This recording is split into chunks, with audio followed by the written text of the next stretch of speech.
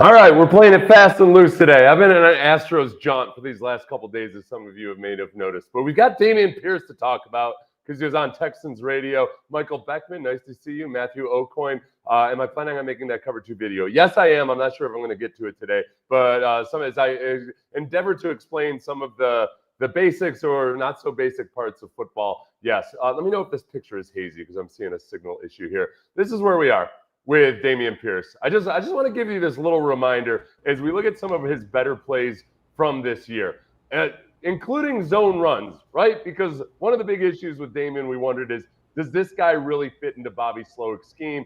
Seems to have a hard time really grasping the outside zone and everything that comes along with it. A lot of the reads, he had a couple of really nice long runs, one versus the Patriots, one versus the Titans. The Titans game especially, we saw some broken tackles that I thought it maybe evaporated from his game, but you watch the broken tackles on some of these plays, the extra yards he's churning out. It reminds me that, oh, yes, that Dameon is still there.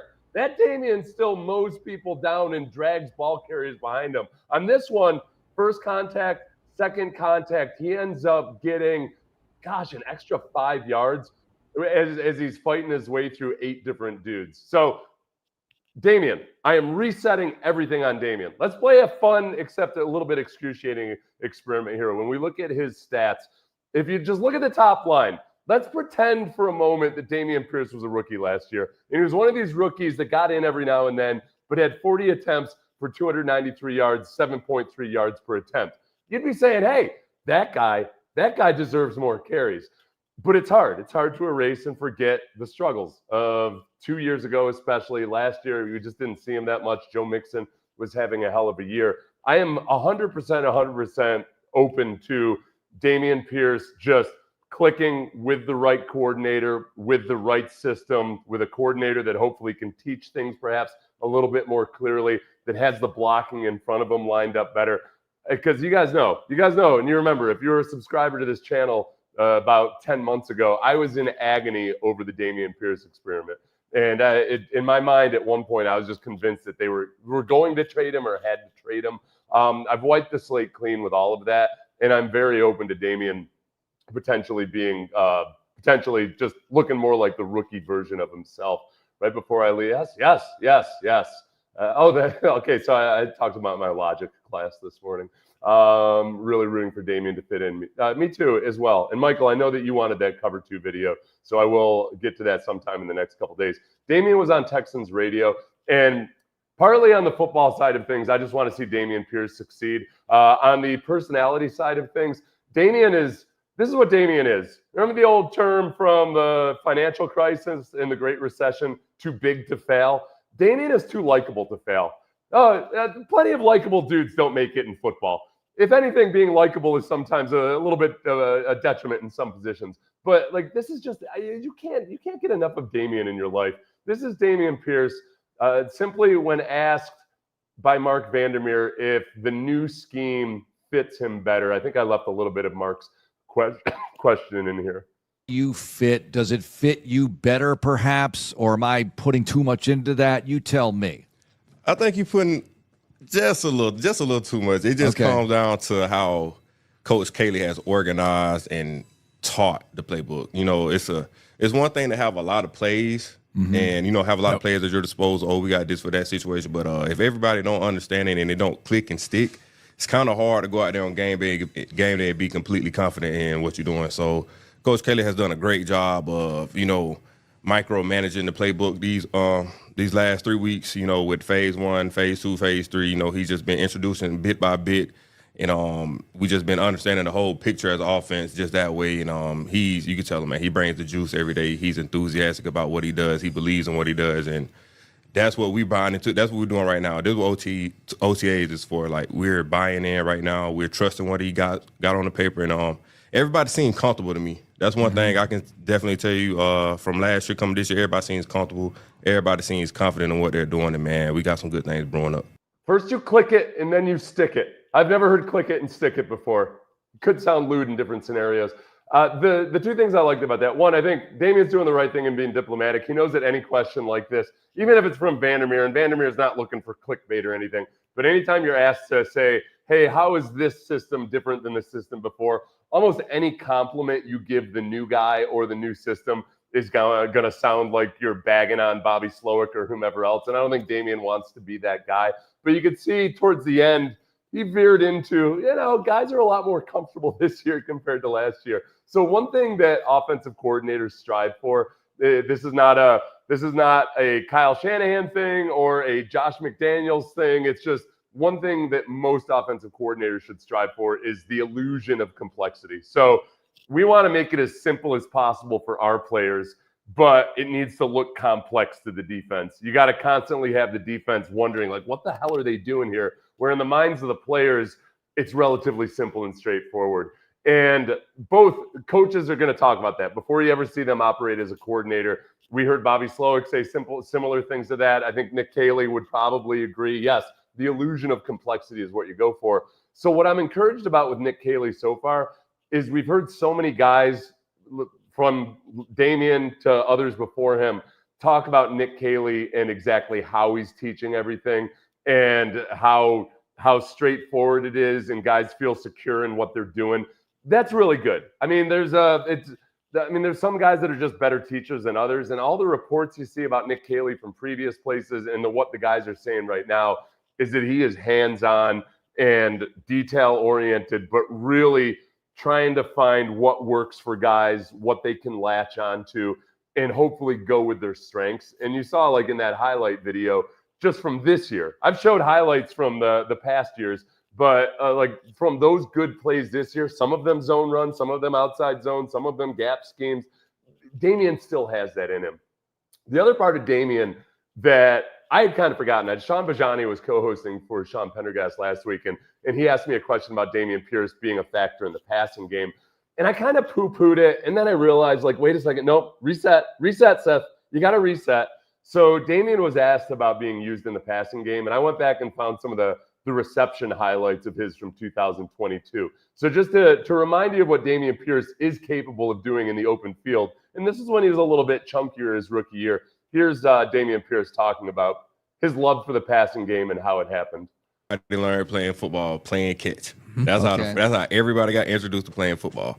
And one thing about me, the way I approach catching the ball is kind of fun. You know, every ball is not going to be the best ball. Like I remember growing up. Well, this is the wrong clip. Hold on a second. Let me get the right one for you. Because it was and the thing this year too, I was a little bit skeptical of him playing in a lower body weight because I was worried about his ability to break tackles.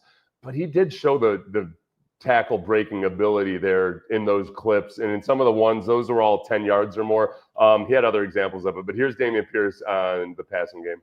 I learned playing football, playing catch. That's how everybody got introduced to playing football. And one thing about me, the way I approach catching the ball is kind of fun. You know, every ball is not going to be the best ball. Like I remember growing up. Well, we used to play a lot of games involving football, but one of them used to be like, it's kind of like the same theme as like the ground is lava. So if the ball touched the ground, right, you out. Yeah. So the objective of us was like to throw you the craziest ball. Like it was no good balls in that drill. So like we'll be in the square. Yeah. Throw it low, throw it high, like just try to make you do these crazy catches. And like that's like we used to bet on that. Like we'll probably put $1 in, and you know what I'm saying? Or we'll put the what they call it, the fruit by the foot. So I remember we had fruit by the foot, Slim Jim, and a ring pop in one time. So just Andy up with the ring pop. Yeah, man, you already know. So just catching the football, I take a lot of pride. Like you said, it's a thing that comes natural to me. I don't feel out of place not catching the football. And me personally, I like being in open space. Yeah, fruit by the foot, Slim Jim, and ring pop. I think those are the gifts that you need to shower him with if he has some big moments. As Brandon says, Pierce will just be an extra first and second down back. That's where it gets interesting. So when I ask where does he fit or how does he fit in this scheme or in this offense, there's a crunch, man. They've got numbers because you've got Woody Marks, the draft pick. He's going to make the team. And he's a different type of back than Joe Mixon, Nick Chubb, and Dameon Pierce. And then not to mention you have the rookies from last year. You got two fullbacks right now on the roster. So one of those guys, they're going to keep a fullback. And you've got a Gumbawale. I didn't mean to leave a Gumbawale until the end because the special teams factor weighs in heavily with those guys. The kickoff rules have changed, and Dameon Pierce has shown his ability as a returner, and that continues to be tweaked, so you don't know exactly how that's going to fit. When it comes to, okay, how does Dameon Pierce fit in? And, if he's in relief of Nick Chubb and/or Joe Mixon and/or Nick Chubb, some of that's just going to be based on what does Nick Chubb look like in training camp. Is he close? Is he much closer back to the old version of himself than he was last year? Because Chubb last year it's a 2-year recovery from that catastrophic knee injury that he had. So it could go any which way, really, depending on the health of Nick Chubb. I think if Nick Chubb is on the PUP to start the season or something, because they're still working him back, then, and he's not, there's no news of him having a setback or anything. I'm just thinking like worst case scenario with Nick Chubb, then I think he's definitely on the team. If it comes down to special teams, then it gets dicier. And Pierce isn't a guy I think you can hide on the practice squad. I know at least one front office member that I had a conversation with who still loves Pierce despite these last 2 years. And I think a lot of guys around the league were thinking with Pierce, like, I don't know, might be the wrong fit for him. We might take a look-see at him somewhere down the line. So I don't think you can kind of hide him on the practice squad at any point. This is Pierce on being on the kickoff return. And I think John Harris had asked him whether, like, how did he find this love for the kickoff return, or how has he adapted to it? He's going to mention Frank in here. He's talking about Frank Ross, of course. Well, kick return is just, like me and Coach Frank like to call it a longer run play. Yeah. That's all it is. Like, it got to the point where Coach Frank was, we was thinking about this, adding this in the scheme, adding a little fold here, and then one day he was just like, man, DP, I'm just gonna tell you which two guys we double team and we're gonna go from there. Like, and he has that trust in me, and I have that confidence in him to put me in the right position as well. So, being with Coach Frank and like you said, over the years, just gaining that trust and building that relationship and seeing it, manifest on the field has been great. Yeah, and that part there too, where Frank's talking about like, we could fold somebody in here, maybe do a little bit of chicanery there. I think what coaches or personnel people that have been around Dameon know is that I think he is best served when he knows where he's going and he just hits it. The hard part about that is you got to trust your blocking. And his difficulty in adapting to the outside zone, I think, was made that much more difficult because the offensive linemen weren't really dialed in on what they were supposed to be doing. So on a good zone run play, it's kind of a murky picture. But if you're a Arian Foster type who has supreme patience and vision and can kind of just get into the rhythm of a zone run play, but also had good blocking in front of him, you're going to see a different version of a running back than Dameon, who I think is more get downhill as fast as possible and then let simple physics, mass equals force times acceleration, do its work. That's when he's at his best. So Caley getting the offensive line on the same page, those guys playing better, all of that factors into it. But that's a matter of that's where we start to figure out, man, I'll tell you right off the bat, if Dameon Pierce gets some time for whatever reason in the first couple of weeks, it's going to be one thing where I'm going to try to be, kind of slow in making any judgments about Nick Caley, positively or negatively.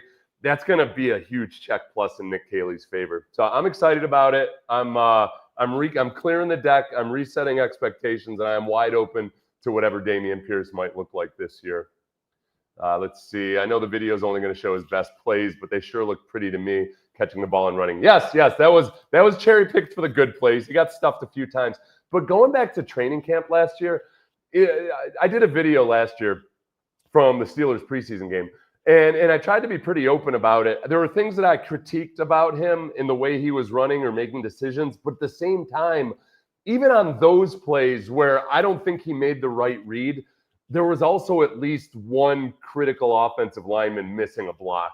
And, and at that point, it wasn't the starters. I think that Blake was playing, or Patterson was playing right guard for the first time in his career. Like there was a lot of murkiness there. So it was really difficult to make an assessment of where he was. And then he didn't really get a lot of opportunities during the season. So I think there is still that upside there, and I'm excited about it. Let's see. Oh yeah. Saying hi to John Ryan. John back from his latest divorce. That's not a slight at John. That's just a fact of the way John presents himself on here. I need to hear the Seth take on Daniil and Will Anderson Jr. versus Charlie Heck in the home opener. I hadn't thought about that one.